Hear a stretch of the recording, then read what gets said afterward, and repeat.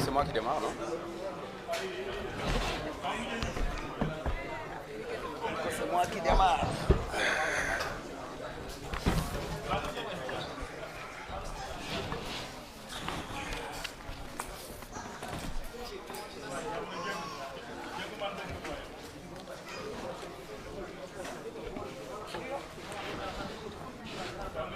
Non. 4 la ñu quoi, 4 personnes. Qui monte?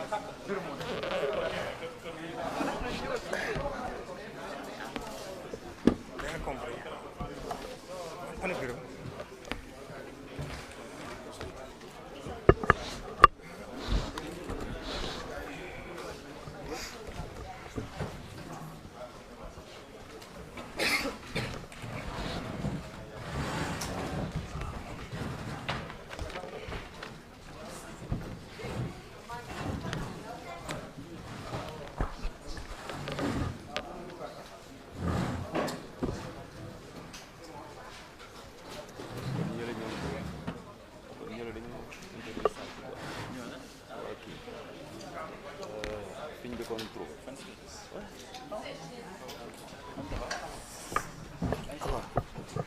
On a amené une feuille blanche.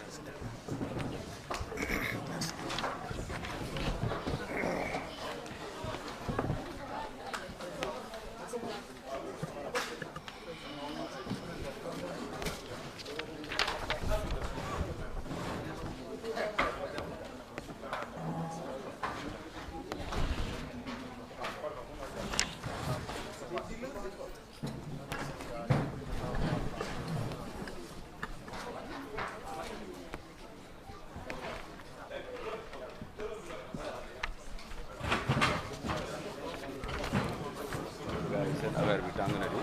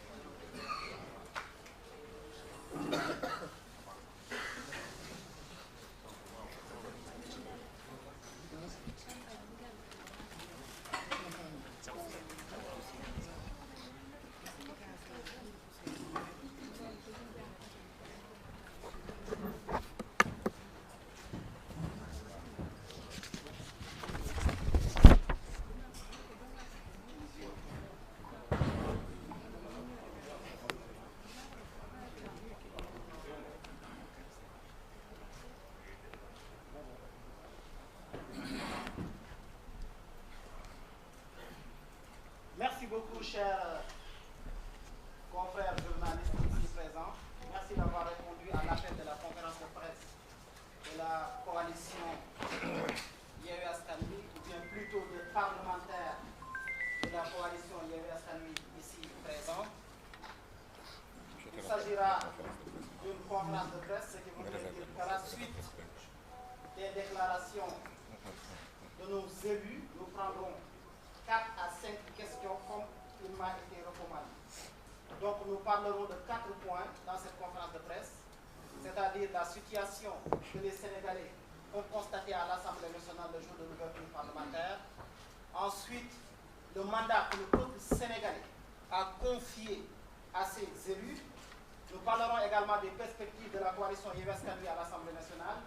Et enfin, comme tout corps, nous parlerons surtout de la relation que les parlementaires de la coalition Yewwi Askan Wi entretiennent entre eux, notamment la solidarité parlementaire. Donc je donne la parole à M. Bara Gaye qui va ouvrir cette conférence de presse. C'est bon? Point de presse, on me précise, point de presse. Voilà. Merci beaucoup, honorable député, chers collègues.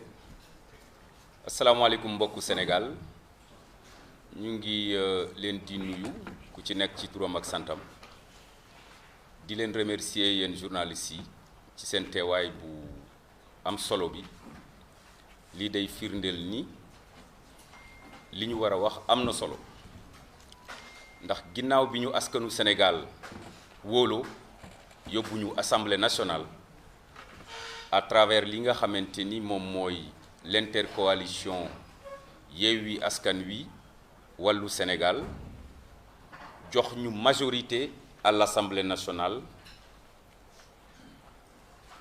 bi incident yi amee keroog ci installation bi yéen journalistes yi ku ci nekk ñàkkul ci yéen ku mu woo ci ñun ngir am explication mais jàpp naa ni comme ni ko wolof di waxe wax dafa jooy ñu ne ko looy jooy mu ne dañ maa wax te jotuma ñu doon xaar ba tey ngir jàkkaarloog sénégalais yi wax leen exactement li nga xamante ni moom moo xew keroog ci installation bi balaa boobu dañu bëgg a rendre hommage ñi nga xamante ni mooy le peuple sénégalais ndax bi ñuy dagaan baatu askan wi dañu ànd ak sunuy leader muy les leaders de la coalition Yewwi Askan Wi et ku ne xam na injustice bi nga xamante ni moom la ñu tegoon ci li nga xamante ni mooy la liste titulaire nationale bi nga xamante ni leader yépp ca la ñu nekkoon malgré le fait que ñoom ñu xam ni du ñu nekk ay député mais ca la ñu gën a laxasaayu ànd ak ñun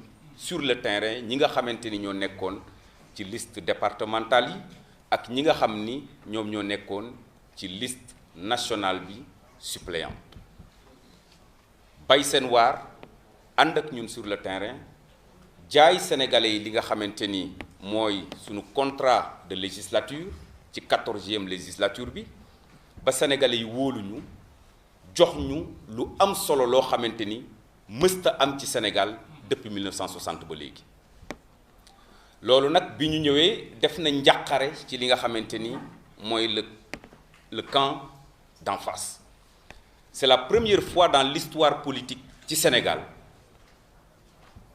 nit ki yore pouvoir exécutif amul majorité Assemblée nationale ba tax na xar kanamu Assemblée nationale ku ne xamoon na ni dana changer et lépp loo xamante ni à travers Yewwi Askan Wi doon nañ ko wax population sénégalaise bi ñuy dagaan seen baat loolu la ñu fas yéene jëmmal ca biir Assemblée nationale keroog li xew ñépp a ko métti ndax bi ñu duggsee ci li nga xamante ni moom mooy Assemblée nationale ñu convoqué ñu 10 heures 15 heures le secrétaire général bi di soog a pare li nga xamante ni moom la doon def donc kenn mënuñu woon imputer la responsabilité retard boobu ñun Yewwi Askan Wi ñun ñoo nekkoon premier coalition bi nga xamante ni déposé nañ suñu groupe parlementaire parce que loolu moo waroon a njëkk a commencé bi ñu ñëwee ñu déposé suñu groupe parlementaire ci la ñeneen ñi di soog a déposé notamment le Benno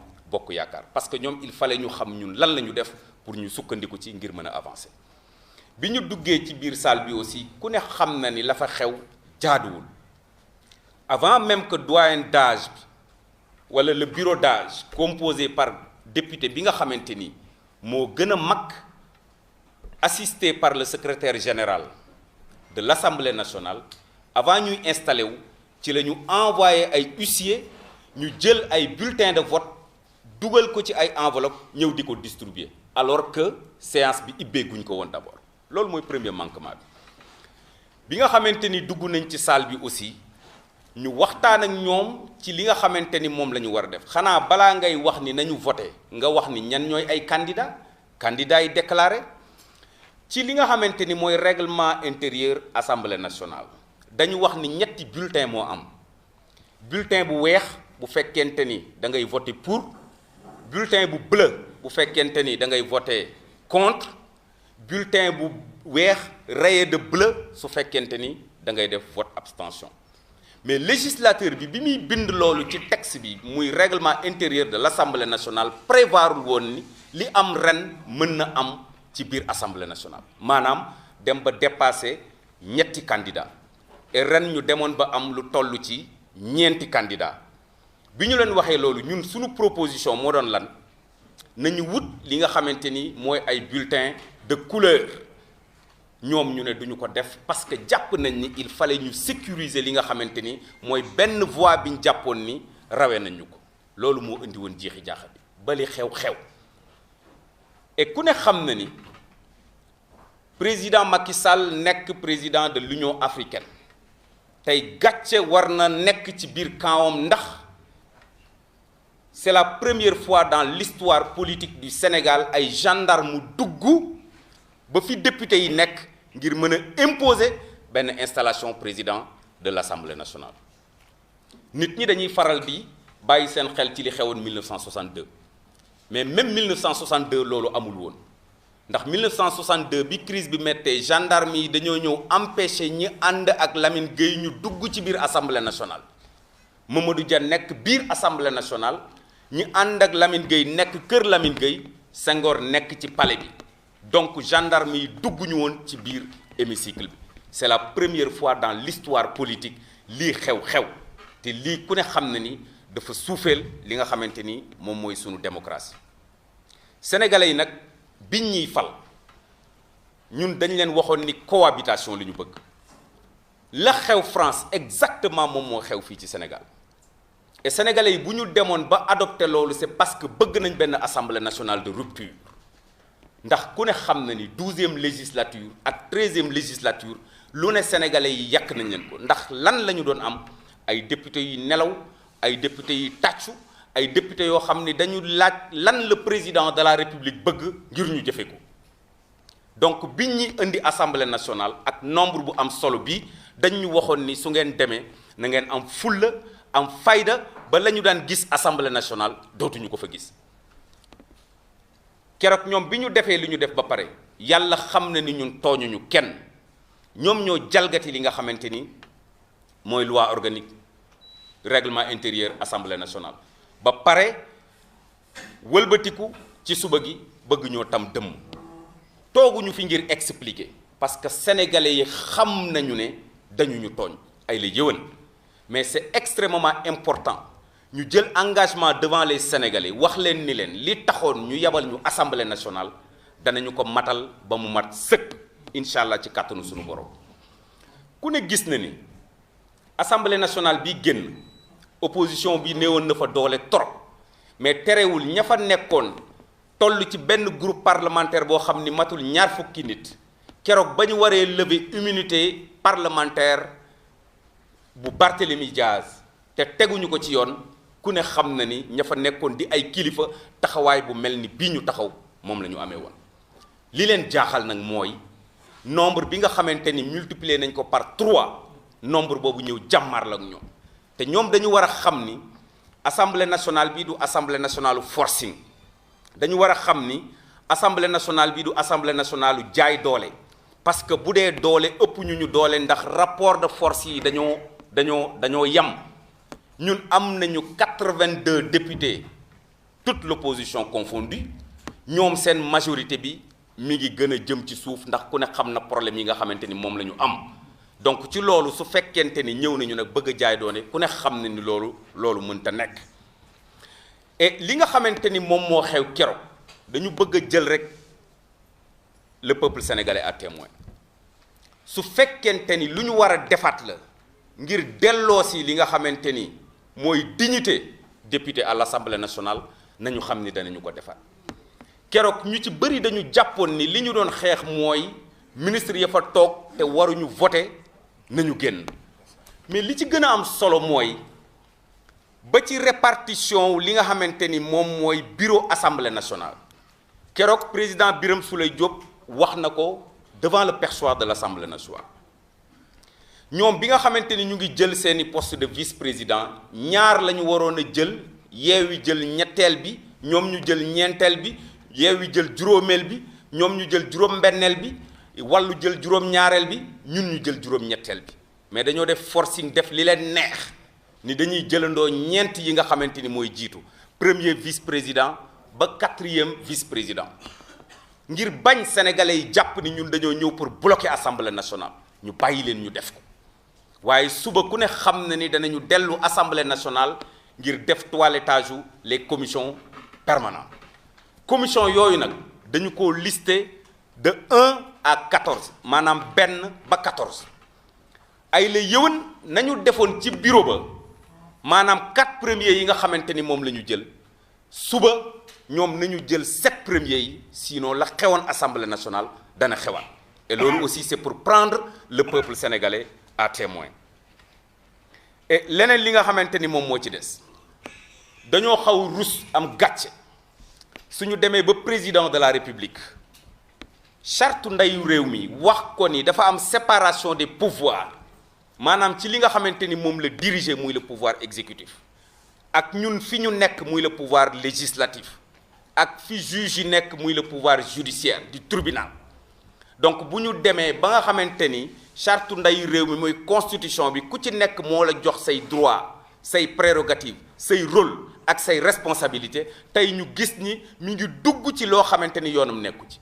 waxtaanu bërki démboo njaayam bii nga xamante ni juróom-ñeenti minutes la durée xale yi sax nee na bu ñu ko vocaloon mooy gën junni yoon ndax dañoo tardé ci juróom-ñetti minutes yi nga xamante ni déglu nañ ko te waxuñu dara mais ñi nga xamante ni ñi ngi jàngat ñun ñii mu concerné xam nañ ni leen naka taxaw na jóg muy ay menaces dem bay menacer assemblée nationale loolu gàcce la pour koo xamante ni wax nga ni tu es un démocrate mais nag ñu ngi koy xaar parce que les députés du Sénégal ont été élus exactement comme l'a été le président de la République du Sénégal ce n'est pas parce que bërki démb da nga daan am majorité écrasante am majorité absolue di def li la neex di buur di bummi tey mbir mi soppeeku ba xamatoo foo jëm ngay envisager ni war nga mën a dugal sa loxo ci assemblée nationale boobu ba ñuy junj lim ñu junj lépp xam nañ ko mais nag fulla mooy jaay Dakar wala mu mos jeexal ko li nga xamante ni moo amoon assemblée nationale wonni na ndax am ngeen ay députés yu am fulla yu am fayda yoo xamante ni danañu taxawal askan wi ngir li nga xamante ni mooy jooyu askan wi jóge ci département yi jóge ci communes yi jóge ci Sénégal gi yépp incha allah danañ leen ko teewal ba mu mat sëkk et ñeneen ñi nga xamante ni nag ñu ngi jàpp ni ñun dañoo war a bloquer ah non du ñu bloquer parce que nous sommes des Sénégalais li ñu amal solo mooy Sénégal bu jëm ci kanam et ñu ngi leen di xaar incha allah loi de finance baa ngi ñëw marathon budgétaire baa ngi commencé lépp loo xamante ni askan wi la yitteel waaye Yewwi Askan Wi ñëw ci jiitu lépp loo xamante ni nag nguur gi ak Benno Bokk Yaakaar la yitteel ñu ngi leen di xaar de pied ferme donc askan wi loolu lañu amoon pour le moment di leen wax ma jébbal kàddu gi ki nga xamante ni mooy suma naataangoo Abbas Fall di leen sant bu baax di leen gërëm jërë ngeen jëf.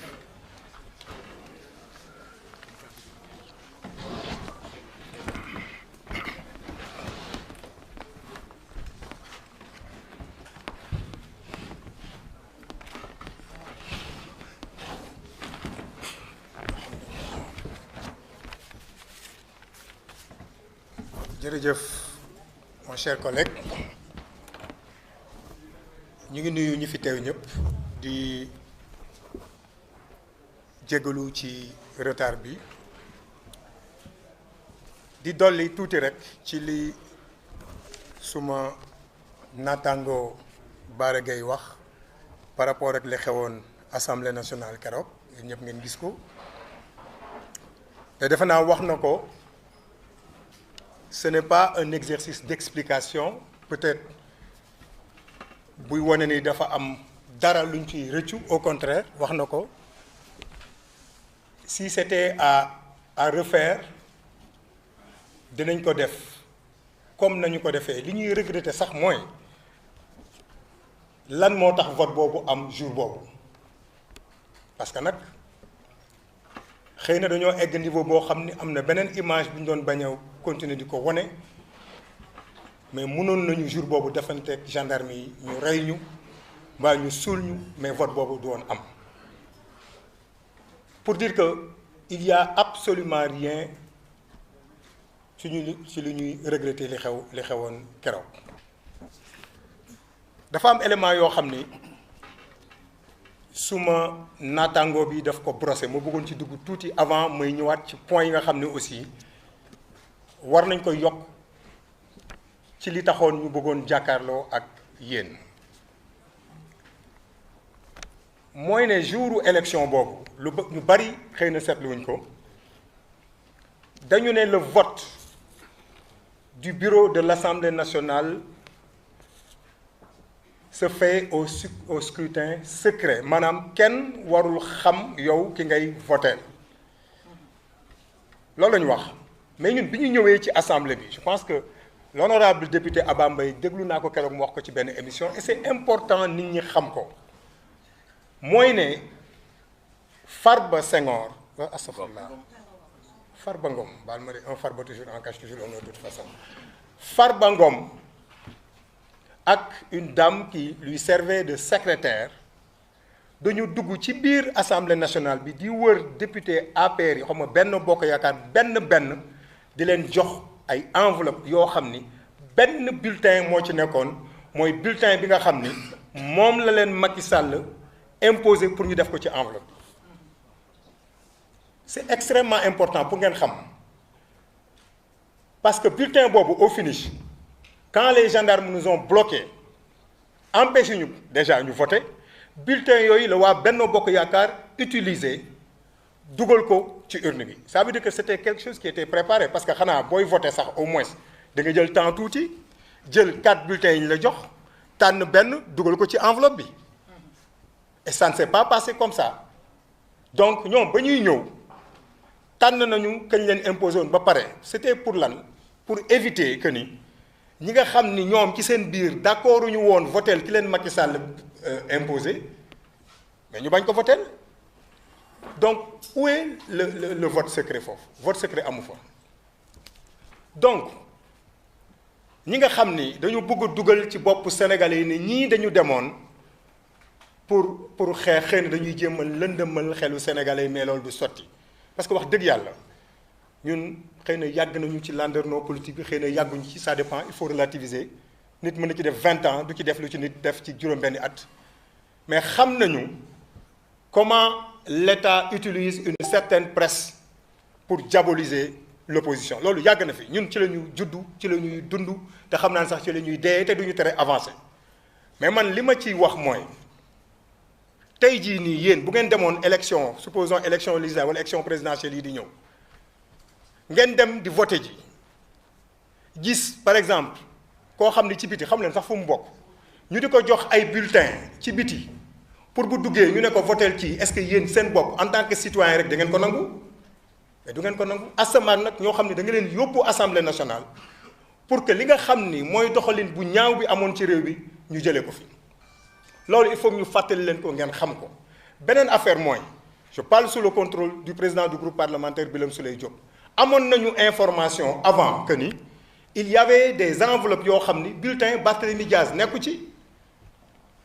et le vote doit être équitable même bu fekkee ñoom préparé nañu seeni enveloppe indi ko def ci li leen neex mais bu ñu teree ñun ñu jël suñuy enveloppe def ci ki nga xam ni moom la ñu bëgg a voter beneen affaire et pour dire que ñun le groupe parlementaire Yewwi ne reconnaît pas le président de l'Assemblée nationale moo tax ba ñu fay toog incha allah du dégg monsieur le président de l'Assemblée nationale saa ñu ko waxee président dina am lu ñu koy dàkkantalee ci biir mais li gën a garaaw ci loolu moo tax ma ni mais ngeen baal ma dëkk bi dafa xaw a bari naafeex mais yéen ñëpp gis ngeen Farba Senghor mais Farba Senghor dina ma dóor tey bon na ma baal saa yu ma waxee Farba Senghor na xam ne Farba Ngom lay wax quoi donc Farba Ngom ñëw gis ngeen ko yéen ñëpp jël enveloppe Mimi Touré loolu sax ci premier jour bi la dugal ko ci urne bi nee na dafa yor procuration Mimi Touré ngeen dégg yéen ñëpp Mimi Touré wax ne musul jox Farba Ngom procuration mais loolu du fraude mais léegi sénégalais yi léegi du ma ne sénégalais yi sax parce que sénégalais yi man en tout cas man ñi ma ci woo j'ai reçu une centaine d'appels et d'encouragements peut-être benn ou ñaar rek ñoo ma ci ne non xoolaatal lii te loolu dinaa ci ñëwaat mais loolu nan ngeen ko mën a tuddee est-ce que vous êtes d'accord que ñun ñu dem assemblée nationale li nga xam ne moom moo ñu tënk ñun ñëpp muy le règlement intérieur ñuy nangu ku ko violer mais bu fekkee loolu kese la comme ni ko sama honorable frère waxee tout à l'heure ñun mannequinat yóbbu ñu assemblée nationale bu dee loolu rek la mais d'accord nañu sol suñu yére rafet suñu costume cravate toog lu ñëw rek ñu bàyyi mu dem bu boobaay ñii di wax di jéem a lëndëmal xelu sénégalais yi ñooy wëlbatiku waat wax ne ah gars yi ngeen yóbbu woon assemblée nationale de li leen fa nekkee di bàyyi rek lu ñëw ñu jàll te loolu diggewuñ ko woon ak yéen donc ñun loi la ñu wax ak règlement ñu respecté ko amul leneen lu ñu yóbbu woon assemblée nationale maintenant dëkk bi ñu nekk ñëpp xam nañ ñu mu dem mais ñu ngi sant yàlla bi nga xamee ni le peuple sénégalais continue de nous faire confiance et nee nañ ñu la ngeen defoon su jaree ngeen defaat ko et l'honorable député wax na ko léegi suba dañuy dem ci votu commission yi def nañ fi débat sur le positionnement des vice-présidents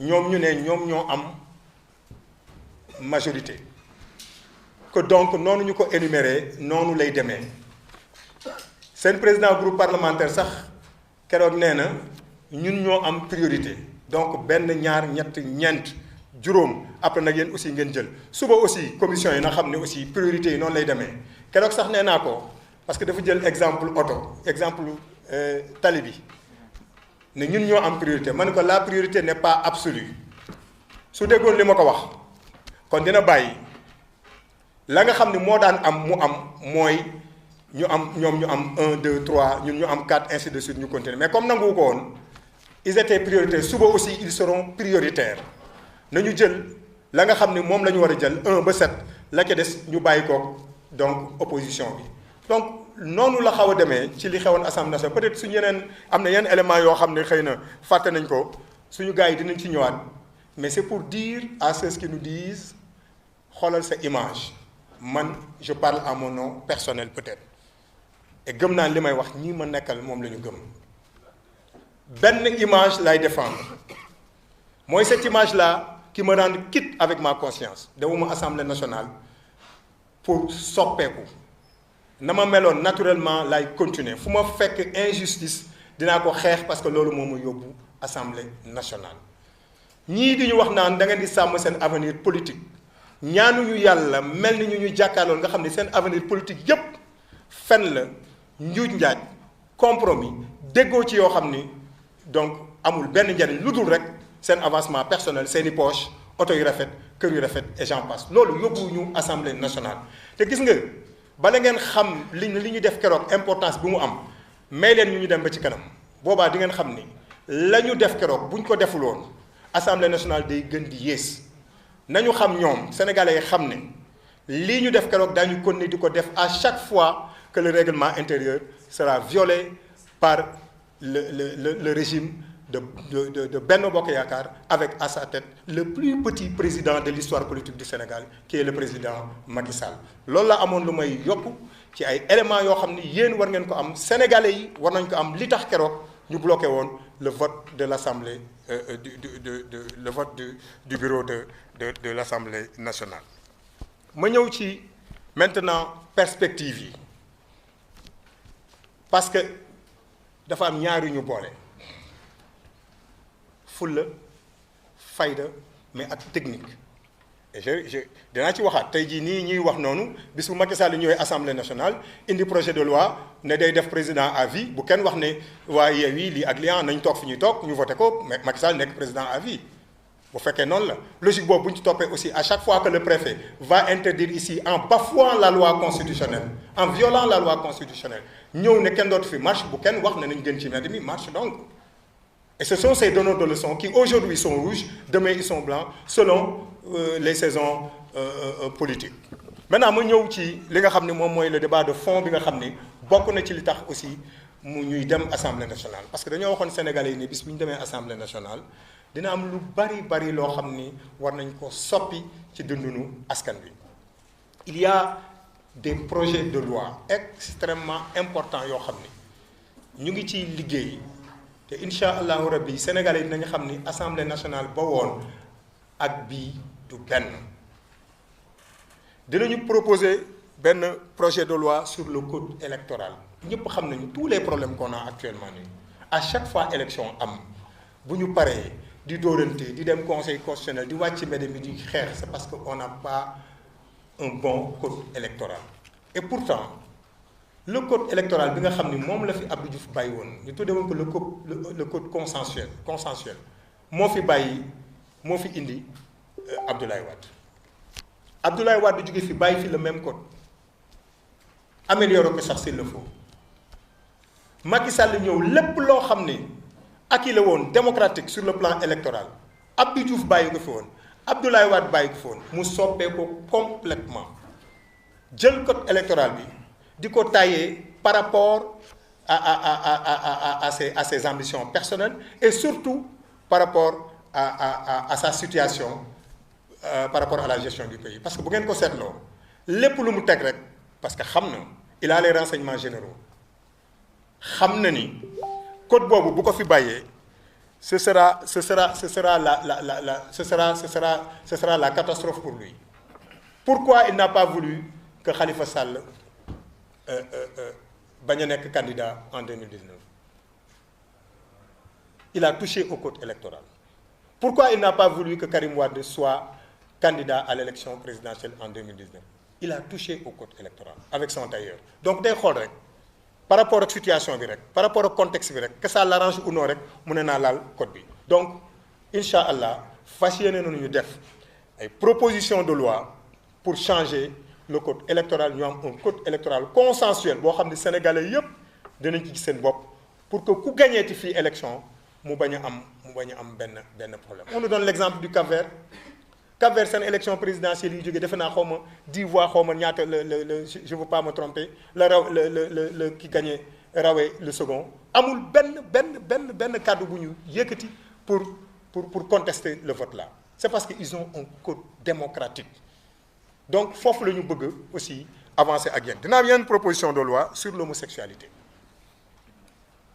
waaw dinañu proposer une loi pour criminaliser l'homosexualité. Xam nga ñoom bu ñu yaakaaree ne Sénégal yi yeewuñu ñu ngi nax seen bopp xam nga ñoom dañu ne kenn du fi mës a légaliser homosexualité ñoom loolu la ñuy wax ñu ne la question c'est pas ça.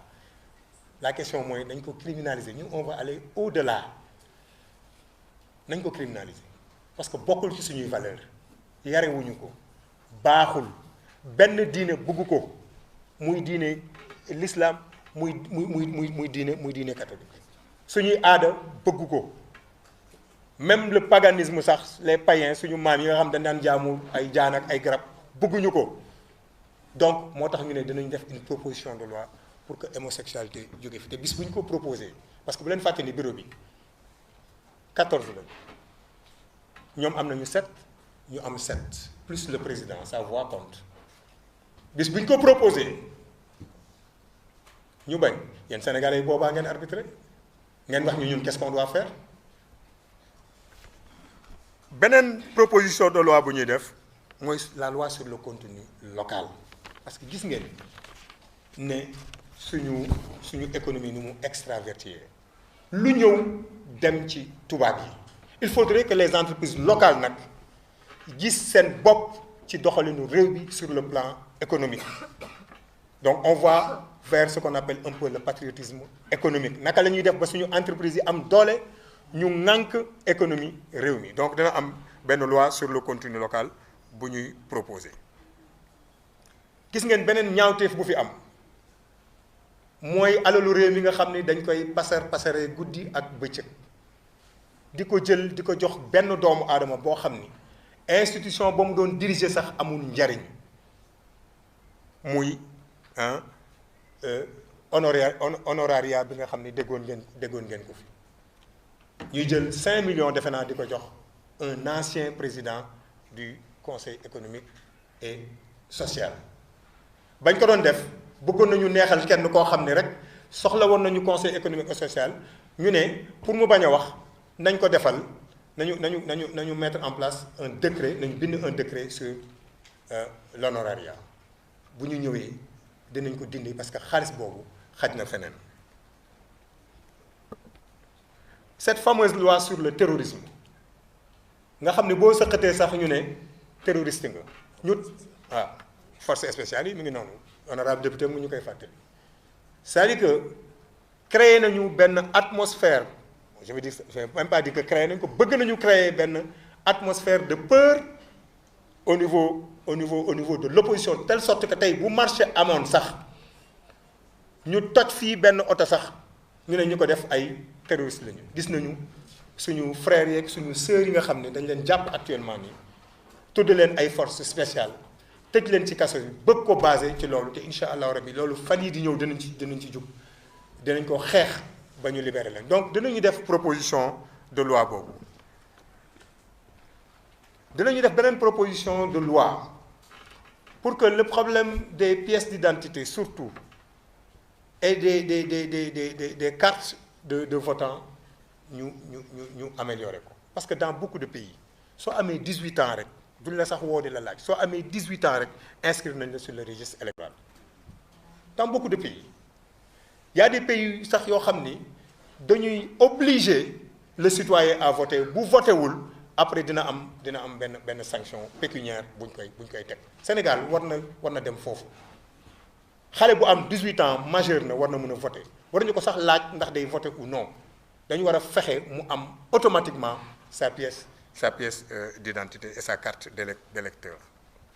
am na beneen proposition de loi non lii ay commission d'enquête la yoo xam ni il faut que ñu mettre ko en place parce que réew mi càcc gi bari na gis ngeen poste la fa xew gis ngeen suuf si niñ koy caxatee gis ngeen port la fa xew accord de pêche yi gis ngeen ko donc yooyu yëpp mais sénégalais yi war nañu xam lan moo tax société yooyu daanu lan moo tax alal jooju yëpp ñu injecté woon foofu amul benn njariñ mais sénégalais yi war nañu ko xam pour vous dire que demuñu assemblée nationale rek incha allah pour nelaw dinañ leen teg rythme boo xam ni ñoom musuñu ko subir ci àdduna liggéey par force la ñuy def te xam nañu qualitativement bu ngeen xoolee ñi toog fi yëpp Yewwi Askan Wi xool leen ñi fi toog ñëpp qualitativement ñëpp a am un niveau qui leur permettent d'être de bons parlementaires contrairement ak ñoom ñi nga xam ni ay saagakat ak ay xulookat la ñuy indi assemblée nationale donc rythme bi ñu leen nar a teg je pense que dina am ñoo xam ne ci ñoom sax dinañ dem ba ci biir ne jaratul woon ñu ñëw assemblée nationale dinañu delloo seeni poste député parce que duñ ko àttan incha allah 1,3 million ñu leen di fay du leen ko jaral. dinañu teg sur la table du soi-disant président de l'Assemblée nationale ou bien sur le bureau donc de l'Assemblée nationale des questions écrites ci njëgu dund gi. nit ñi sonn nañu ci réew mi sonn boo xam ne keroog ndeysaan dama fekk benn borom kër mu dugg ci benn boutique di jënd defe naa beurre la doon jënd jox waa ji juróomi dërëm waa gi ne ko non beurre amatul juróomi dërëm fukki dërëm xaw ma fukk ak juróom lay beurre di jar mu nar a walbatiku waruma ko sax wax j'ai été obligé jëndal ko pour mu dem mais imaginez loolu nit ñi léegi dañu am sax problème mu fukki dërëm pour jënd dara amatuñu ay revenu mais ba pare dund bi cher boo amoon ay revenu sax nga xam ne di nga mën a colmater mais amatoo revenu ba pare dund bi cher mais loolu il faut que ñu wax ci incha allah bu ñu demee assemblée nationale. te bëgg nañu yenn yi bis buñ koy voter assemblée nationale mu nekk des questions purement sociales qui concernent directement les sénégalais jour ba bëgg nañu des milliers de sénégalais ñëw buntu assemblée nationale pour wax waa assemblée nationale ñu voter ces propositions de loi là yi nga xam ni ci ñoom lay impacter directement parce que nag nañ waxante dëgg ñun ñi nekk ay député yàlla suturaal nañu ñu yoroon suñuy liggéey di ci liggéey bu ñu neexoon du ñu dugg ci politique dañuy nekk suñu zone de confort ñu ngi nii ñii ñëpp inspecteur des impôts ñii ay docteurs ñii ñëpp ce sont des cadres ñoom ñëpp mais la moo tax ñuy bàyyi ay salaire u 1 million 500 ay 2 millions ak tous les problèmes qu'ils vont rencontrer ak régime bu bon bi nga xam ne dañoo jàkkaarloo ak ñoom rey nit sax ñoom daggan na ci ñoom ñu jël risque yooyu pour xeexal sénégalais yi sénégalais yi aussi bis bu ñu leen woowee ci xeex nag de façon démocratique laay wax dañu war a génn bis bu ñuy voté bis bu ñuy def yenn proposition de loi à l'Assemblée nationale sénégalais yi dañu war a génn jàppale ñu ci parce que bu ñu nekkee ñoom ci biti ñun ñu nekk ci biir dinañu gën a sawar donc loolu il faut que ñu woo leen ci ngeen xam ko bu dul loolu mën nañoo toog nag xam ngeen 1 million 500 1 million 300 ñu di ko jox nit rek mu toog rek sol cravate am costume am grand boubou basin am loolu dafa neex mais bëgg nañu nag 1 million 500 yooyu li soxna Nguude mii doon wax xam naa après bu ñëwee parce que moom mooy sama sëriñ keroog moo ma jàngal wal ayni bil ayni defe naa moo ne l'islam moo nangu la loi du talion li ñu def assemblée nationale moom ci alxuraan la ko teg looloo taxoon man jour boobu bokk naa ci ñu gënoon sawar parce que pour man dama doon jihaad alxuraan moo ma sant ne boo gisee loo xam ne du yoon wal ayni bil ayni yaa ko waxoon keroog moom mu wax ci boppam ne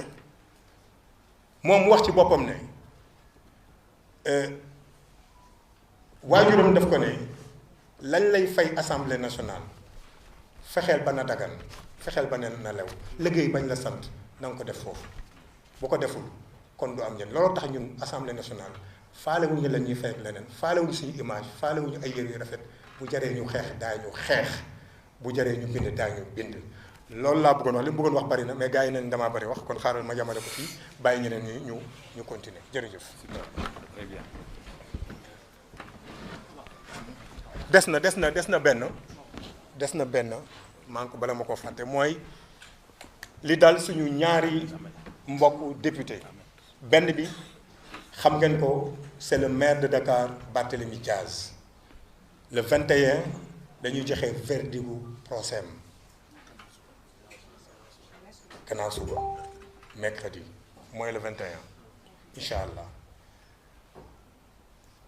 ñu ngi ñaan yàlla nag jàmm rek am ci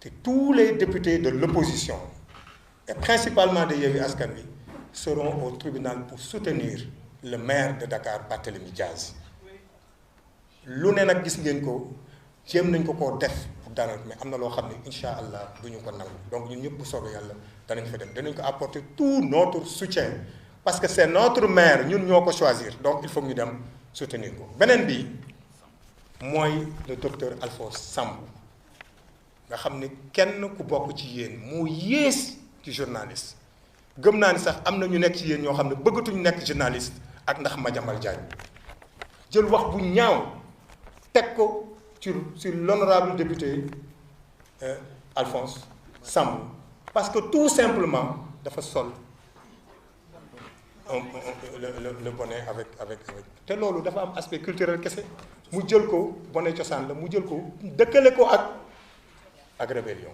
amul lu ko gën a ñaaw ba pare nag mu wëlbatiku fen ay fenam parce que ci fen la dëkk li suñu waa gi doon dafa fen ba ñuul wëlbatiku jël mbaxana mi sol ko jël yére bi sol ko ne woo na Alphonse baal na ko tey fen Alphonse baalu ko te dina xam ne Alphonse baalu ko incha allah dans 48 heures donc ñun aussi la coalition Yewwi Askan Wi ñu ngi ñaawlu loolu di apporter notre soutien au docteur Alphonse Mané Sambou te fan yii di ñëw Madiambal dina xam ni réew mi changé na te la amoon dootul amati jërëjëf. Ahmed va intervenir 2 minutes.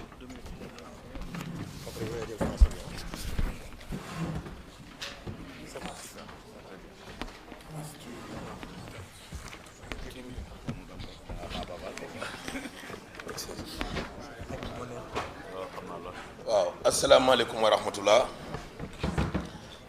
ñu jiital nuyoo bi nag peuple sénégalais yi nga xam ne ñoom ñoo ñu jàppale def ñu ay député teg ci tamit la conférence des leaders de Yewwi Askan Wi Khalifa Babacar Sall daal di koy jiite nuyu leader yi fa nekk yëpp nuyu nag suñu chers collègues yi nga xam ne ñoo fi toog ca bopp ba le président Birame Souleye Diop. présence su gendarme yi ci assemblée nationale bi ñu xëyee effectivement confrères yu bari liñ ci bind nag nit ñi gis nañ ko mooy député Yewwi Askan Wi Macky Sall ci discours am bu ñàkk xorom bi nga xam ne moom la mujjee def barki démb ci télé bi waxaat na ko mais nag il faut savoir lire entre les lignes honorable Abbas wax na ko Macky Sall dafa am lu ko tënk fii ba ñaari at mënta tas assemblée te ñaari at du ko fi fekk fukki weer ak juróom-ñett yu manqué moo ko fi dese kon moom mënul tas assemblée waaye ma ngay wiiri wiiri di jàddal ngir jéem a sàkk pexe ngir tas assemblée bi Macky Sall li mu def ci fonds de dotation y a des maires ici ay fonds yoo xam ni février mars la doon génn dem nañ ba septembre bientôt octobre génnewu ko li tax génnewu ko nag du kenn ku dul maire yi ci opposition bi ren macha allah dañoo takku bu leen joxulee ay oto chers collègues députés bu mu bett kenn bu jéemee jaar ci ay voix yàq assemblée nationale bu mu bett kenn parce que li am Macky Sall moom la foogul woon man nag bi ma dendee ak gendarme yi ci buuxante bi dama ne général Daouda Diop moom laa jàkkaarloo te moo leen jiite parce que xamoon nañ ne bu ñu xëyee dañ naan député Yewwi Askan Wi ñoo damm taabal yi am na ko wax sax Barth soufflé ko ne ko gars yi nee nañ dañuy bëgg di dagg sa salaire parce que lii yow yaa ko yàq y a des sanctions prévues par le règlement intérieur wala par la constitution képp koo xam ne yàq nga bien nangam sax dugg na fi génn fi général Daouda Diop dama ne ko gendarme yi ñoo yàq taabal yi ñoo damm taabal yi ñoo rajaxe assemblée am ngeen way man maa ko wax gendarme yi ñoo yàq ci ndigalu Macky Sall ak Aïda Sow Diawara mi nga xam ne moom moo doon présider parce que dañ ne par force dinañu fi voter ñu bañ ñu ñëw indi ay gendarme dugal leen fa ñu caxat-caxatee assemblée yàq ko ci ndigalu président Macky Sall ñu bëgg ko jël nag bëgg koo buux ñeneen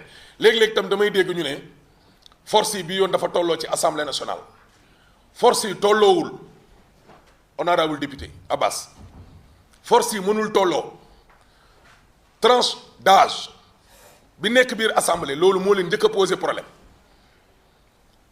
4 personnes yu Yewwi kese bu ñu taxawee ñoom seen 83 moins une parce que Mimi dem na ñin mën nañ leen a lem dugal leen ci sac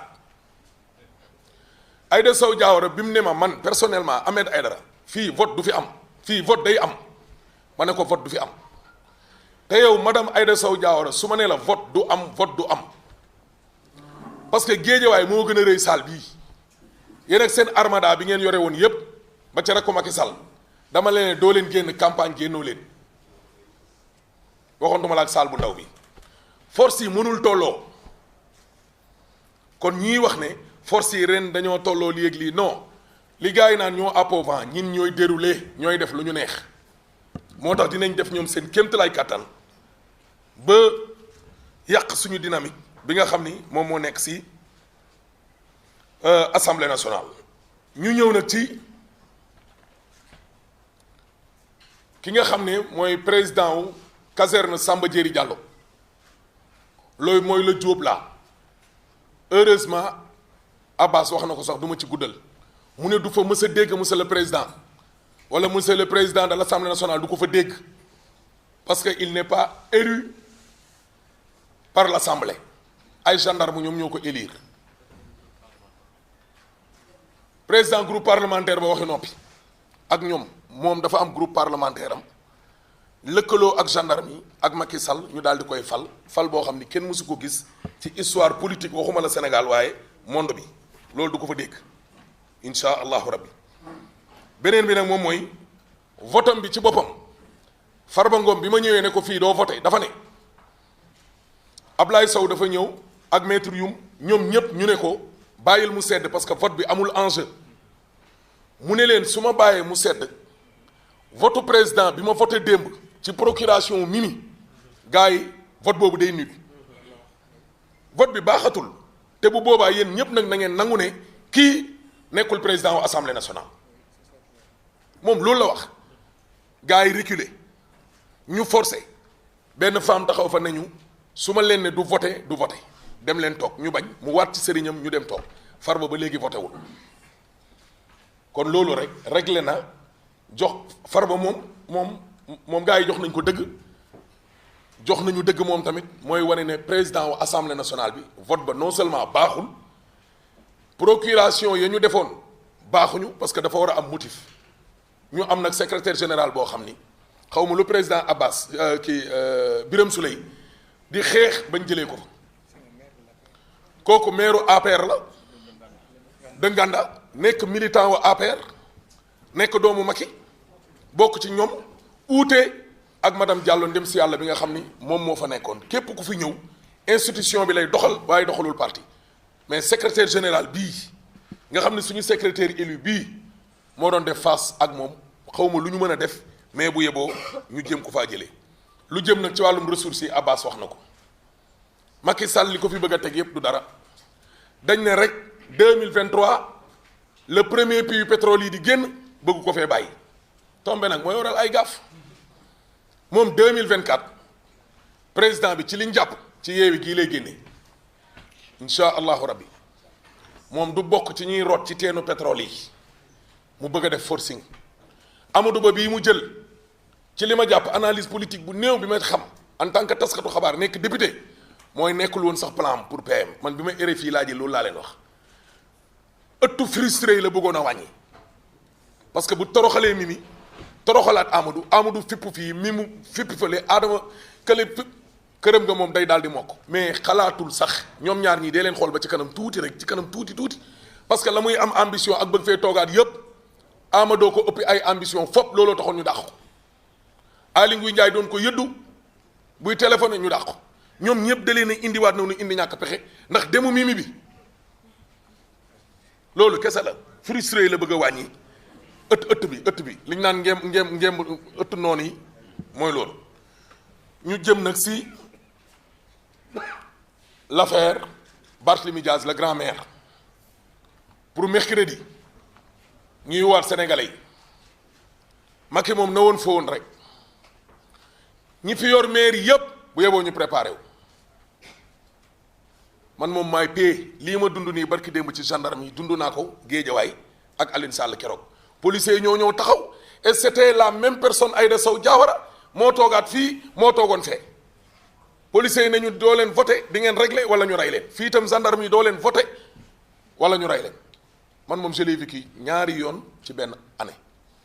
Barth nag mercredi li ko mën a musal mooy ñëpp jug taxaw parce que Macky Sall du ko mës a baal ndamam li ci Ndakaaru comme ñin ni ñu Macky Sall mën a bañ a baalee dóor bi ñu dóor rakam ci Géejawaay ba keroog ñuy dee lu ñu mën a manipuler pour jaxase ñu tamit dinañu ko def pour ñu tasaaroo mais Macky moom na xam ne nguuram moom jeex na 2024 na ko organiser dem ñu daal di koy wut allahumma salli ala sayyidina Muhammad wa sallim.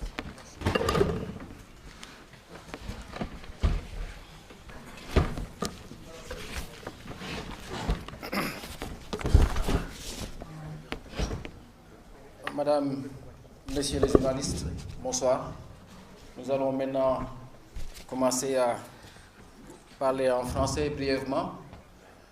Vous remercier de votre présence et nous excuser auprès de beaucoup d'entre vous qui nous ont invités et sollicités le week-end pour venir participer à des plateaux.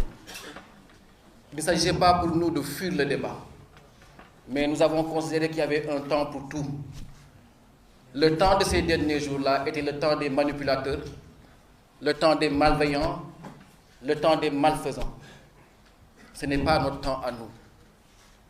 Nous sommes dans le temps du réel, puisque nous avons bien lu notre lettre de mission. Cette lettre de mission-là Les Sénégalais nous l'ont démontré à suffisance pendant la campagne électorale de Yewwi Askan Wi, partout au Sénégal. Qu'il pleuve, qu'il vente, sous le soleil, tard dans la nuit, à des heures impossibles, les Sénégalais sont sortis pour accueillir nos leaders et ont voté massivement pour Yewwi Askan Wi. Parce qu'ils aspirent au changement. Parce qu'ils veulent que ce pays-là change dans sa façon de fonctionner. Parce que les Sénégalais aspirent à la vraie rupture. Et ce qui s'est passé lundi, c'est ça la vraie rupture en fait. Vous êtes tellement habitués à avoir une opposition minoritaire, largement minoritaire à l'Assemblée, une opposition écrasée, méprisée. Mais les gens ont oublié que pour la première fois, on avait une Assemblée avec une opposition forte, qui pèse autant que Benno Bokk Yakaar, qui pèse autant que le pouvoir. Donc forcément, les rapports changent. Surtout lorsqu'on arrive à l'Assemblée et qu'on a une volonté clairement exprimée de passer en force. Qu'est-ce qui s'est passé à l'Assemblée lundi? Ce qui s'est passé est simple. Les gens sont venus avec la volonté de nous imposer un président. Parce que vous savez que le problème n'était pas dans Yewwi ou dans Wallu, le problème était dans Benno Bokk Yakaar. Le président de la République avait une crise de confiance au sein de sa coalition. Comment faire passer le vote? C'était ça le problème. Nous n'avions pas de problème. Nous savions que nous pouvions gagner comme nous pouvions ne pas gagner. Mais nous savions surtout que nous ne sommes pas là pour des postes ou des strapontins. Nous avons reçu le mandat des Sénégalais pour que l'Assemblée change. Nous avons reçu le mandat des Sénégalais avec la claire conscience que ce Parlement-là, cette Assemblée-là est une Assemblée de transition. Les choses doivent changer. Et nous sommes là-bas pour que les choses changent. Le lundi, bien évidemment, nous sommes arrivés à l'heure. On s'est organisé pour pouvoir arriver ensemble afin que tout le monde soit à l'Assemblée à 10h. Les travaux n'ont commencé que vers 15h. Nous n'avons pas eu d'explication sur ce qui s'est passé. On nous a même à un moment dit qu'on était en train d'imprimer des bulletins. Vous vous rendez compte, il faut 5 heures de temps à l'Assemblée nationale pour imprimer 165 bulletins pour 4 candidats. Vous imaginez le degré d'impréparation pour une journée aussi importante. Et tout ce qu'on a vu là-bas, les gens parlent de micros arrachés, mais les micros de l'Assemblée, c'est ridicule. À un moment même, le maire Barthélémy Dias a demandé aux huissiers, c'est combien votre budget?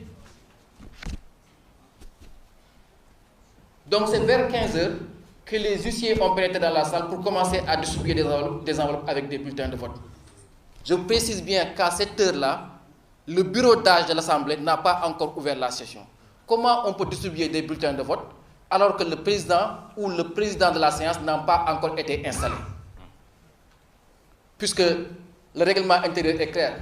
Cette session d'ouverture est présidée par la doyenne d'âge de l'Assemblée qui sait lire et écrire. C'est pour ça que nous avons arraché les bulletins en leur disant que attendons de discuter sur les critères d'élection, attendons d'ouvrir la session avant de parler de vote. Nous sommes allés en concertation avec le secrétaire général.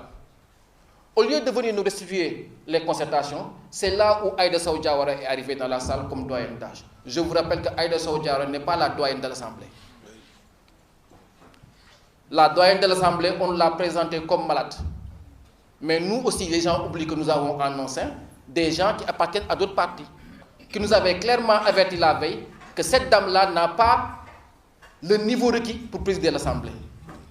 Donc elle ne viendra pas parce qu'elle ne sait ni lire ni écrire. Aïda Sow Diawara n'est pas la doyenne. Il y a une autre doyenne qui vient de Mbacké, qui ne pouvait pas présider parce qu'elle ne sait aussi ni lire ni écrire. Donc quand on nous a présenté des bulletins avec les noms des candidats, dactylographiés sur une feuille blanche, on a dit que ça, c'est pas l'avantage parce que ça, il y a des gens dans cette assemblée-là qui ne savent ni lire ni écrire. Donc le plus simple pour tout le monde, c'est de faire des bulletins de couleur. Voici principalement d'où viennent les problèmes. Lorsque le bureau d'âge s'est installé avec Aïda Sow Diawara, nous avons fait appel au règlement. Nous avions deux problèmes. La présence des ministres dans cette session-là, que la Constitution interdit, que le code électoral interdit comme incompatibilité. La seule réponse qu'ils avaient en nous disant qu'ils ont 8 jours pour démissionner à partir de leur entrée en fonction. Certains vous ont dit que l'entrée en fonction, c'est le jour de la session d'installation, mais d'autres juristes considèrent qu'au vu de l'article 51 du règlement intérieur, le député est considéré comme député, puisque dès la proclamation des résultats, il bénéficie de l'immunité parlementaire. Comment on va offrir une immunité à quelqu'un qui n'est pas encore député? Ce point-là devait être vidé. Nous avons demandé simplement plus de démocratie, plus de lisibilité dans le vote. Comme l'a expliqué Abbas, pour la première fois, on avait 4 candidats. Au lieu d'avoir des bulletins qui ne permettent pas à chacun de voter le plus clairement possible, nous avons demandé, comme ça se fait dans les conseils municipaux, comme ça se fait dans les conseils départementaux, que chaque candidat ait une couleur et qu'on puisse voter tout tranquillement. On est allé en concertation. Le président du groupe parlementaire de Wallou était d'accord pour les bulletins de couleur. Le président du groupe parlementaire Yewwi Askan Wi était d'accord pour les bulletins de couleur. Seul Benno Bokk Yakaar n'en voulait pas. Au lieu de revenir nous expliquer pourquoi ils n'en veulent pas, la présidente est arrivée en disant que nous allons au vote. C'est là où on s'est opposé pour dire aux gens que nous n'acceptons pas ce vote-là. Puisqu'on est dans une session d'installation, nous avons le droit et le devoir de discuter sur les critères, sur les voies et moyens pour élire le président en toute démocratie. Et l'histoire de Tiendra, l'image que l'histoire de Tiendra, ce n'est pas ce que les gens tentent de faire croire aux Sénégalais. L'image que l'histoire de Tiendra, ce sont ces gendarmes qui ont ceinturé la présente pour la première fois de l'histoire et permettre à Benno Bokk Yakaar d'appeler ses députés un par un et de voter.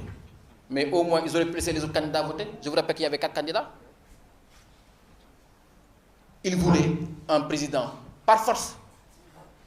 Ils ont eu le président, mais le président de la caserne Samba Diéry Diallo, pas le président de Yewwi Askan Wi. Et c'est l'occasion pour nous de répondre à toutes ces personnes-là qui pensent qu'ils peuvent nous brouiller dans nos convictions. Ils ne savent pas qui nous sommes. Ils ne nous connaissent pas. Nous savons qui nous sommes. Nous ne valons pas plus que ces 14 jeunes morts il y a quelques années. Vous pensez qu'on a été présenté nos condoléances hypocritement et qu'on s'en fout de ces gens-là? C'est des gens qui nous ont marqués, qui sont imprimés en nous. Fatima est témoin. Depuis quelques jours, nous sommes là en train de nous cotiser pour trouver les moyens d'offrir une prothèse à ce jeune garçon qui a eu sa main gauche, sa main droite amputée, pour lui permettre de revenir à l'école. Tous ces blessés, lourdement, grièvement, que le parti PASTEF, courageusement, continue à entretenir. Nous sommes ces gens-là. Nous sommes ces Sénégalais-là qui n'ont pas de quoi se soigner. Nous sommes ces Sénégalais-là qui n'ont pas de quoi envoyer leurs enfants à l'école. Nous sommes ces jeunes-là qui ont peur de l'avenir. Nous sommes ces jeunes diplômés qui traînent dans la rue. Nous sommes ces jeunes qui ont pris l'océan pour un avenir meilleur. Nous ne valons pas plus que ces gens-là. Donc ceux qui nous parlent d'image ou de micro ou d'artifice n'ont absolument rien compris. À partir de maintenant, il en sera ainsi.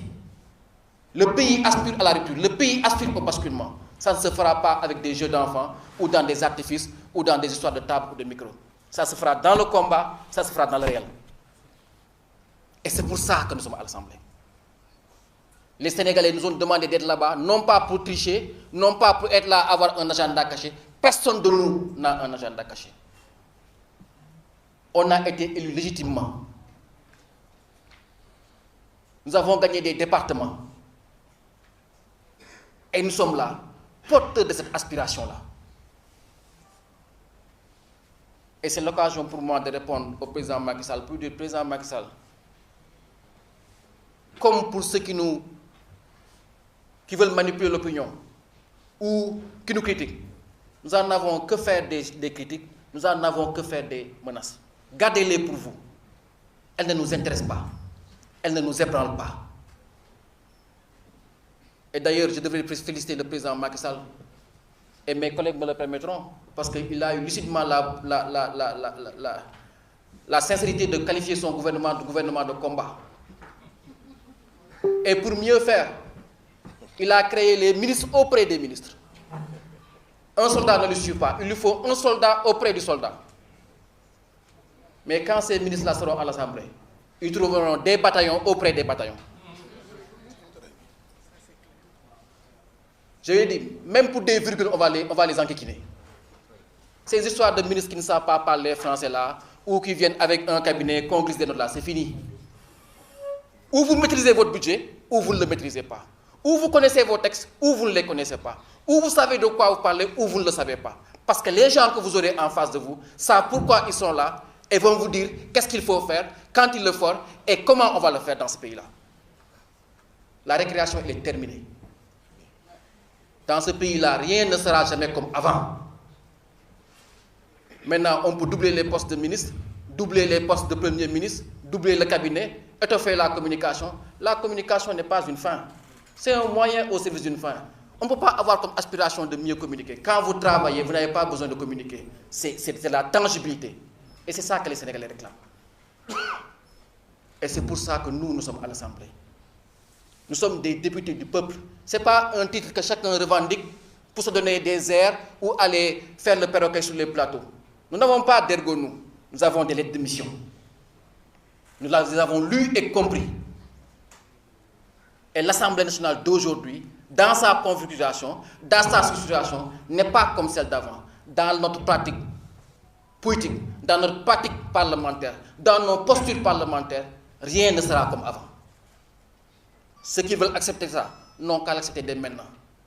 Et que le président de la République se tienne pour dire qu'à chaque fois qu'il voudra passer une loi qui n'est pas conforme aux aspirations du peuple sénégalais, c'est la gendarmerie qui le passera. Maintenant, si c'est conforme aux intérêts des Sénégalais, ben, on passera parce que nous ne sommes pas là pour bloquer le pays. Nous sommes là parce que pour la première fois, les Sénégalais ont dit, contrairement à ce que certains veulent nous faire croire, que les Sénégalais vous ont dit, maintenant on est à l'ère du consensus, allez discuter. C'est archi faux. S'il n'y avait pas eu des bourrages durs, s'il n'y avait pas eu du vol, Benno Bokk Yakaar n'aurait pas eu plus de 75 députés. L'opposition est largement majoritaire dans ce pays. Nous en avons la conviction. Mais comme le président a ouvert la phase de combat, qu'il sache nous que nous paraît fouf. Nous sommes plus que prêts. Et je le répète, nous sommes ces jeunes qui ont été abattus. Et c'est pour ça que nous mettrons en place des commissions d'enquête parlementaire pour élucider tous ces meurtres. Vous avez les images aux parcelles. Cet homme en tenue-là qui sort, qui arme, qui vise et qui abat un jeune. On en fait quoi de ces morts-là? C'est pour ça que le cas Barthélémy Dias nous intéresse. Moi, je suis à la ville de Dakar. J'ai des collègues qui sont morts dans le cas. J'ai mon collègue Yaya qui est tombé malade en prison et qui sont morts. Mais rendez-vous compte, vous prenez un maire comme Barthélémy Dias, qui a été élu avec plus de 100 000 voix d'avance sur le parti au pouvoir. Il n'est pas temps qu'on parle du statut de l'élu local. Ahmed Aïdara, qui a été élu avec des milliers de voix, n'a pas d'immunité, là où un député qui est passé avec 40 000 voix a une immunité parlementaire, qui est passé au plus forest. Donc demain, on peut prendre mon ami Bara et le mettre en prison. La question du statut de l'élu local, on n'en parle pas. Le président de la République peut se lever un matin, se mettre au grand théâtre, prendre sa tablette et distribuer 80 milliards. Alors qu'il nous donne 8 domaines de compétences sur lesquels il ne nous donne comme fondation de la décentralisation que 60 milliards. Vous pensez que ça a du sens? Et quand il y a des inondations, c'est eux.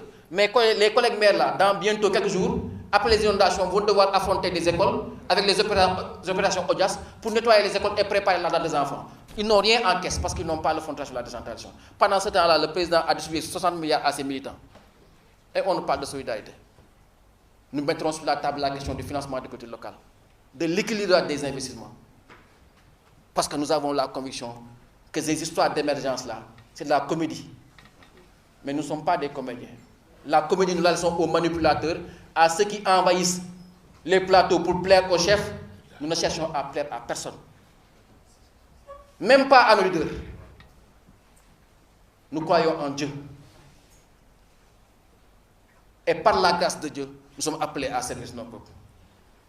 Vous pensez comme aimer se moquer de moi, Mansour Faye, un petit agent de mairie ne peut pas me battre à Saint-Louis. Je le bats de plus de 10 000 fois.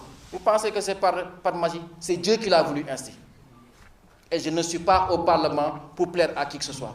Je ferai ce qui plaît aux Sénégalais. Je ne suis ni le député de Tahaou, ni le député. On est des députés du peuple. Et c'est ça que nous sommes. Ni plus, ni moins. Merci beaucoup.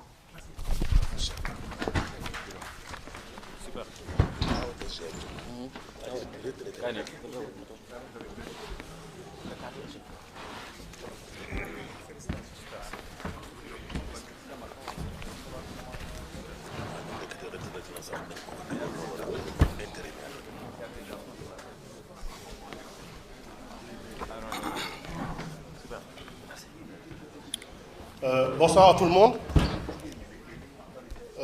À la suite des collègues députés qui sont intervenus, j'interviens pour me prononcer sur le point sur les perspectives qui sont en train de se dégager pour nous. Parce qu'après les exposés très brillants et précis des honorables, il n'y a que ces précisions-là à faire. Tout à l'heure, Abbas Fall a expliqué que nous avons une pleine conscience et une pleine maîtrise de ce qui nous attend. Et ce qui nous attend, tout à l'heure, honorable Abamba l'a expliqué, c'est le mandat complet et entier que nous a donné le peuple en choisissant d'amener 82 députés dits de l'opposition au niveau de l'Assemblée nationale. Et ce mandat-là, il n'est autre que ce que nous avions promis pendant la campagne. Parce que nous avions dit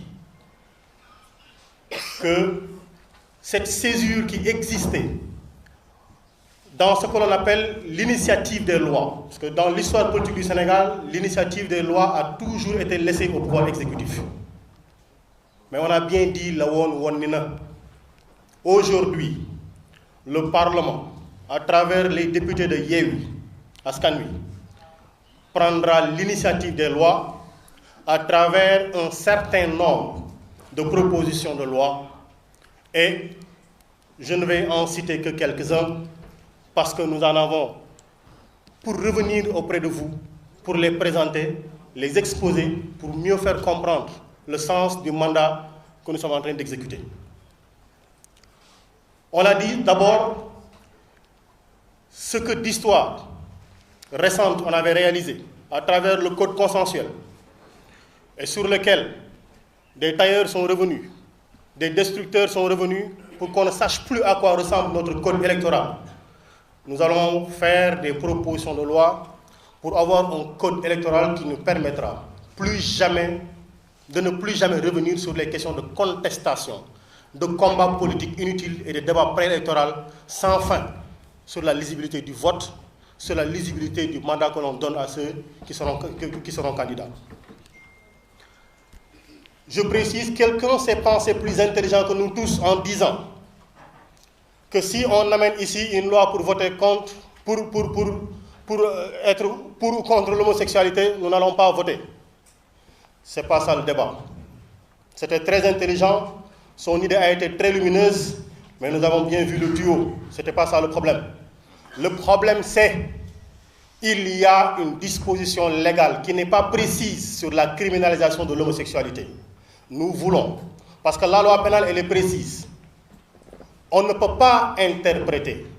Elle ne souffre pas d'interprétation, la loi pénale. On ne peut pas assimiler en matière pénale. Nullum crimen, nullum poena, sine lege, c'est ce qu'on dit en latin. Il n'y a pas de peine ni de crime sans loi. La loi doit être précise. Nous voulons une criminalisation de l'homosexualité. Nous allons travailler à ramener sur la table une proposition de loi. Et comme c'est dit tout à l'heure, au niveau de la conférence des présidents, ils en ont 7. Nous en aurons 7. Quand la loi ne passera pas, le président de l'Assemblée nationale, celui que j'appelle le commandant président de l'Assemblée nationale, devra trancher. Il tranchera par oui ou par non. Ce que l'autre a refusé de faire, lui, il le fera. Il dira oui ou non. Et ce sera clair. On saura qui a été pour ou qui a été contre. La loi sur le terrorisme, cette loi-là, nous allons la revisiter. Nous la ramènerons sur la table de l'Assemblée nationale. Pour nous tous, nous avons des préoccupations sécuritaires. Personne d'entre nous ne veut que sa famille ne soit exposée. Personne d'entre nous. Et c'est l'occasion pour nous encore de dire oh combien merci à l'armée nationale qui, pendant que nous dormons, est debout sur les frontières du pays. Mais nous dire une loi sur le terrorisme, alors qu'elle ne sert qu'à arrêter des opposants, elle ne sert qu'à arracher Ousmane Seck, Amidia et autres, Ousmane Diagne et autres à leur famille, parce que simplement quelqu'un a souri, parce que simplement on veut se débarrasser de quelqu'un, il nous faut trouver des boucs émissaires, il nous faut revisiter cette loi-là pour la ramener à sa raison objective, qui veut qu'on ne traite que de terrorisme, mais qu'on ne prenne pas les citoyens, les honnêtes citoyens, qui se réveillent de chez eux, qui sont viticulteurs, qui sont, etc., on les traite de terroristes. Nous avons parlé de la loi sur le contenu local. Elle est insuffisante parce qu'elle est inappropriée à protéger notre entreprise, les entreprises nationales. On la remettra sur la table. On remettra sur la table la question de l'honorariat à vie. On la remettra sur la table. Des commissions d'enquête parlementaires sur les morts qu'il y a eu. Et on veut passer ça à perte et à profit, on reviendra dessus. Sur ce qui s'est passé au niveau de la Poste, sur le port autonome de Dakar, sur les accords de pêche, on reviendra là-dessus. Des questions écrites sur le coût de la vie, sur le code des collectivités territoriales, parce que Abba l'a précisé tout à l'heure. Aujourd'hui, énormément de municipalités n'espéraient que sur ces fonds de dotation et sur des fonds de concours pour apporter des réponses à leur population. Mais parce que simplement un maire ne porte pas le maillot qu'ils portent eux, aujourd'hui, nous sommes au mois quasiment d'octobre. Les gens attendent encore. Les ASC ne peuvent pas recevoir leurs subventions parce que Macky Sall refuse de le leur donner. C'est simplement ça. Simplement ça. Alors, il faut qu'ils sachent que, désormais, on ne part pas à l'Assemblée nationale pour insulter, comme ils le font. Parce que les insultes sont parties d'eux. On ne part pas à l'Assemblée nationale pour applaudir. On part pour bûcher, et terriblement, durement bûcher. Et on va les obliger à bûcher. On va les obliger à bûcher.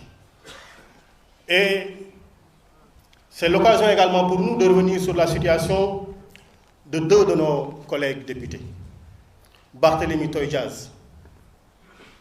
On a dit le délibéré de son procès, ce sera pour le mercredi 21. Qu'il sache qu'il aura 52 députés à côté de lui. 52 députés seront à côté de lui. Nous avons vu un homme qui passe tout son temps à stigmatiser la région sud et tous les Sénégalais nés dans la région sud. Tout son discours est ce discours clivant de haine, de ségrégation, mais ce discours contre l'homme. Et on le pense brillant, on le pense intelligent. Et on adore sa plume. L'accoucheuse trop pressée risque de se saisir de ce qui n'est pas la tête du bébé, et c'est ce qui lui est arrivé. En voyant le bonnet de Alphonse Sambou, il a rapidement parlé, comme il le fait d'habitude, en assimilant ce beau bonnet de la culture de la région sud à un bonnet de la rébellion. Et après, il s'est évertué en écrivant, en réécrivant, en réécrivant, en écrivant sans cesse pour se justifier. Mais la couleuvre est trop grande pour passer. Et il devra en répondre. Et on espère cette fois-ci que le tailleur constitutionnel, redevenu ministre de la Justice, laissera la justice faire son travail. Parce qu'on l'a suffisamment protégé, ce monsieur-là, qu'il réponde de son insulte à la culture sénégalaise, qu'il réponde de son discours anti-humaniste, ce discours ségrégationniste, qu'il en assume les conséquences. Voilà les propos que nous voulions tenir. Nous ne voulons pas être plus longs que cela. Merci beaucoup. Je fais une dernière précision. Le secrétaire général de l'Assemblée nationale est à la retraite. C'était juste une précision complémentaire pour qui comprend. Merci beaucoup. Merci beaucoup.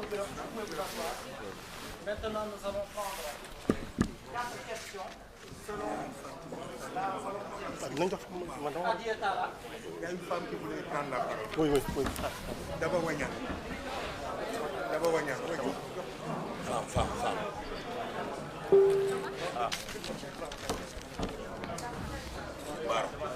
Bar. Parité. Je ne ferai que répéter. Hein? C'est bon. Je commence par saluer le peuple sénégalais en particulier la population de Darou Moussi et celle du département de Kébémer, mes collègues députés ici présents et l'ensemble. Assalamualaikum wa rahmatullah. maa ngi nuyu peuple sénégalais bi yépp di nuyu aussi de passage waa Darou Moussi ak waa département Kébémer di nuyu aussi sama collègue député yi fi teew ak suñu leader coalition Yewwi Askan bi yépp ak représentant presse bi yépp comme ni ko sama collègue yi waxee rek li xewoon ci assemblée ba bi ñuy installé nouveau député yi yaakaar naa sénégalais yépp teg nañ ci seen bët te dara waralu ko lu dut benn mag boo xam ne ñu ne moom mooy ki gën a mag ci ñu tudde ko doyen d'âge boo xamante ne si ne doxaleewul comme ni ñu ko Amadou Hampâté Bâ di jàngale ne un vieillard qui meurt est une bibliothèque qui brûle moom mag la bu fa nekkoon boo xam ne dafa bafouer règlement intérieur bafouer la constitution bi nga xam ne moom moo tënk assemblée ndax vote bi ni mu waroon a demewuñi te dara waralu ko lu dul moom mu violé article 86 bi nga xamante ne si ne mi ngi ci bi tënku ci règlement intérieur bi wane li nga xam ne noonu la vote yi war a demee ci assemblée beneen bi aussi bi nga xamante ne si ne moom moo tënku ci bi ñuy installé bi ñuy voté. C'est bon. S'il vous plaît. beneen bi aussi bi ñuy voté bureau bi ñuy mettre en place bureau bi ku ne xam na ne Mimi Touré nekk fa woon mais Farba Ngom daf ne par procuration daf koy voteel te loolu ku ne xam na ne aussi du yoon kon yaakaar naa ne la xewoon assemblée soqikowul fenn lu dul ci député yi coalition mouvance présidentielle bi nga xam ne dañoo jalgati loi yi ak règlement intérieur ak constitution man nag dama yaakaar ne instant yi li war a nekk préoccupation bépp député boo xam ne fal nañ la mooy jafe-jafe yi nga xamante ne si ne askan wi ñu ngi koy dund commencé ko ci dund bu cher bi ndax askan wi sonn nañ trop dund bi cher na inondation yaa ngi fi lëmbe réew mi baykat yaa ngi ci àll bi am jafe-jafey jiw ak jafe-jafey engrais jeunes yaa ngi jàng ba pare jël seen ay diplôme rangé ko ci tiroir yi te dara waralu ko rek lu dul mal gouvernance abri provisoire yaa ngi fi lëmbe ci école yaakaar naa loolu moo gën a war a nekk ñoom seen ay préoccupation que di jalgati ak a salfaañe loi yi ak règlement intérieur yaakaar naa nag du ma guddal parce que li gënoon a am solo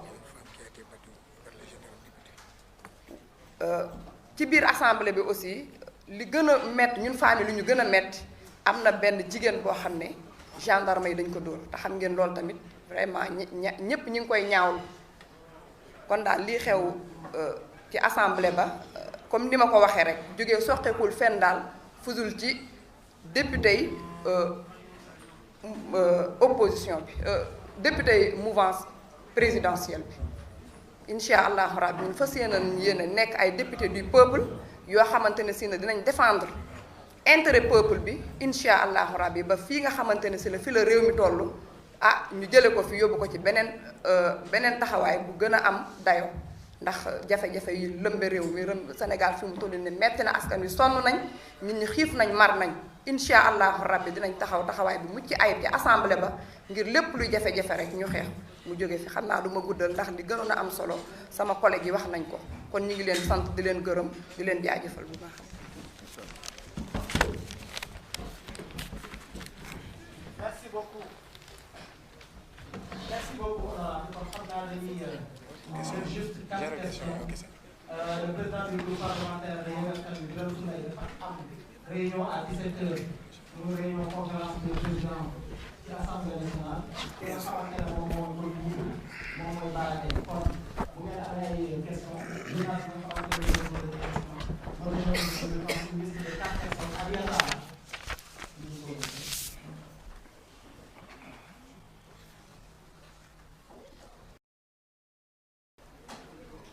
Ensuite,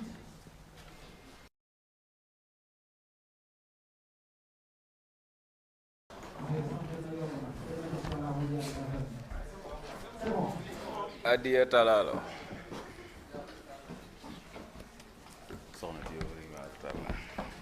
Qu'est-ce qui s'est passé?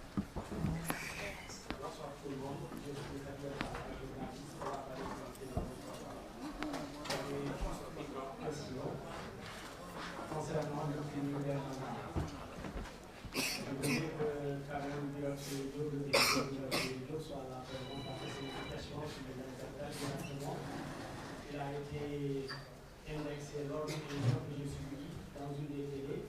Son collègue disait qu'il faut qu'il réponde sur le cumul des fonctions.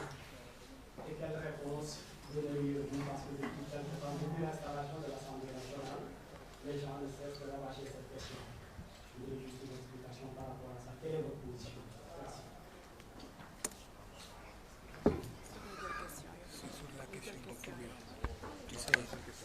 C'est une seule question. Ce qu'il faut faire, c'est clair. C'est une seule question. C'est une seule question? C'est une seule question. Vous avez une question? Je suis pas sûr. Okay.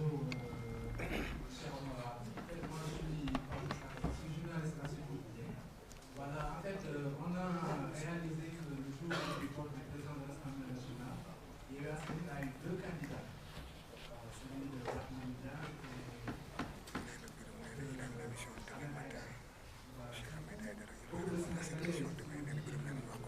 Ok. voilà, c'est une coalition vraiment qui vise ou bien qui est intéressée que par des postes. Voilà, qu'est-ce que vous répondez par rapport à ce point de vue? Merci beaucoup.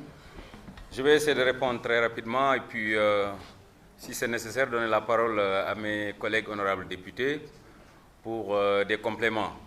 Alors, par rapport au cumul de mandats, vous connaissez mieux que moi que c'était vraiment une question de PASTEF, qui est membre de la coalition Yewwi Askan Wi. Cette question n'a pas été discutée dans la grande coalition Yewwi Askan Wi, raison pour laquelle on ne peut pas aujourd'hui nous imputer la responsabilité de devoir nous prononcer là-dessus. Et Birame Souleye nous a informé tout à l'heure que demain ou après-demain, demain il a une émission chez Ahmed Aïdara et il va véritablement revenir largement sur cette question. Donc cette question n'étant pas abordée dans la conférence des leaders de Yewwi Askan Wi, par conséquent, je ne trouve pas l'opportunité quand même de donner mon point de vue là-dessus. C'était une affaire de PASTEF et je pense que Birame Souleye, étant de PASTEF, maire, député, le cas échéant, il va se prononcer là-dessus.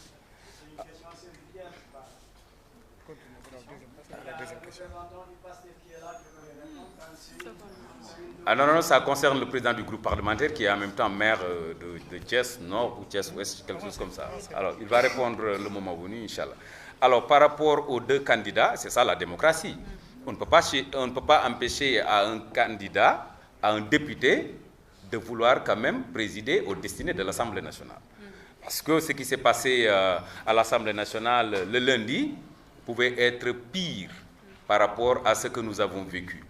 Je vous ai dit tout à l'heure en Wolof que le législateur, en annonçant dans le règlement intérieur de l'Assemblée nationale que les bulletins de vote ne devaient pas dépasser 3, c'est-à-dire blanc, bleu et bleu rayé de blanc, donc le législateur n'avait pas quand même intégré le fait qu'on pouvait avoir plus de 2 candidats.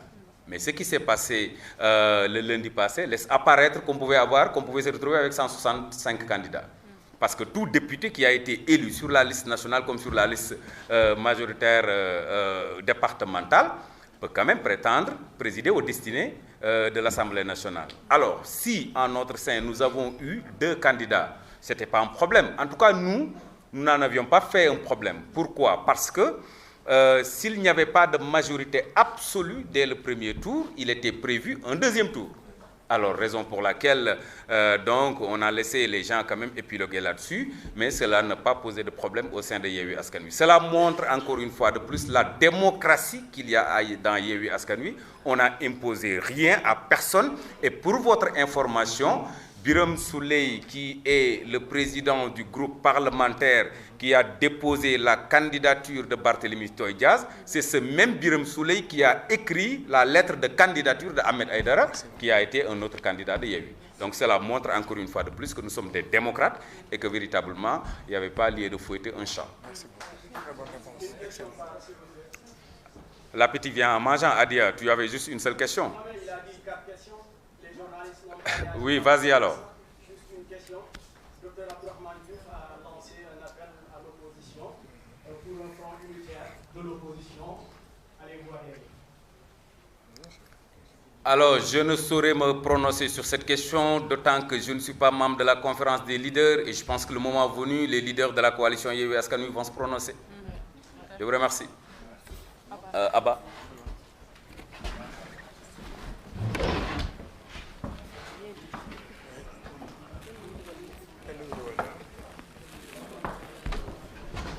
Merci, honorable Bargueï.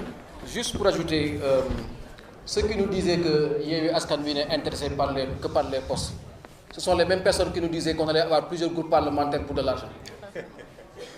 C'est ça? Ce sont les mêmes personnes qui disaient qu'on avait plusieurs groupes parlementaires. Au finish, on a eu combien de groupes parlementaires? On n'en a eu qu'un. En plus d'avoir renoncé au poste du Haut Conseil.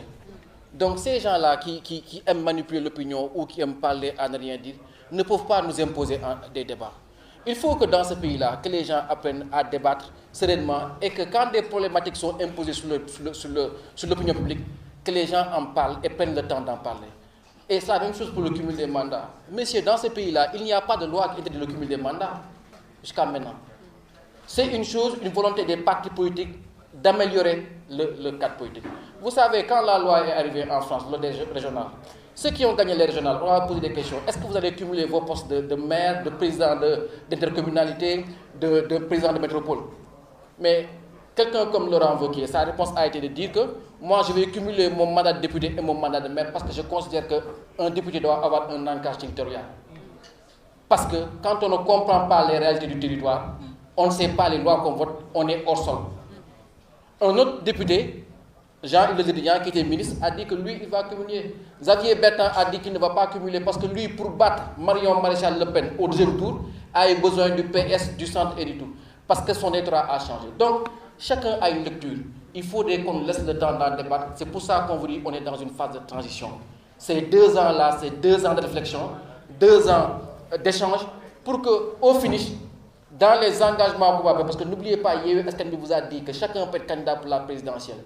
Mais on aura un accord programmatique minimal. Et c'est là où il y aura les vrais engagements. Si maintenant les gens vont s'engager pour la fin du cumul des mandats ou pour des mandats choisis, là ce sera dans les programmes de campagne.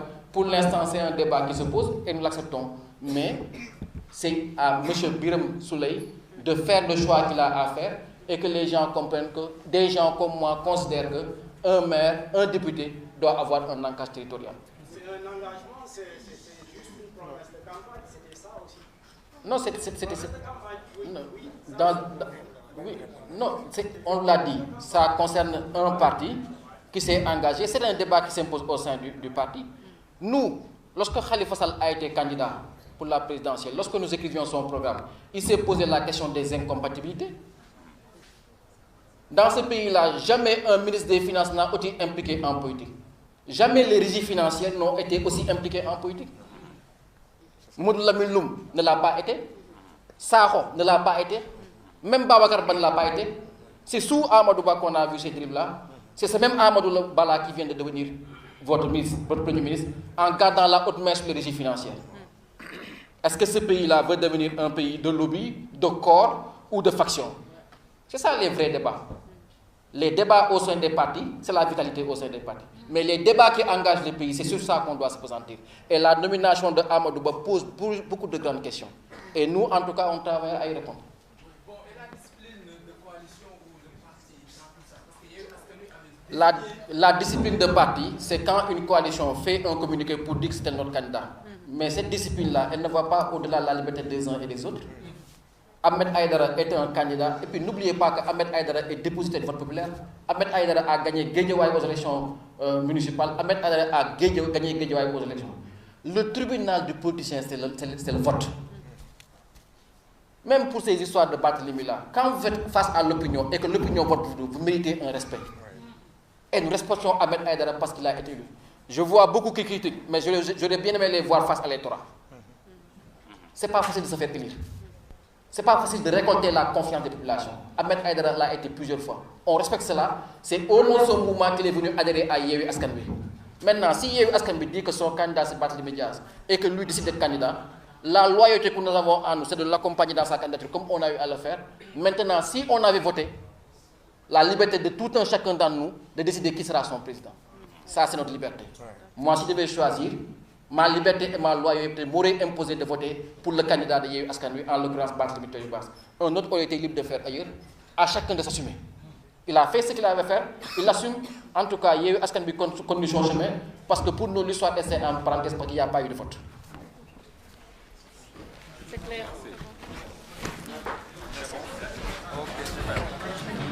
Allez,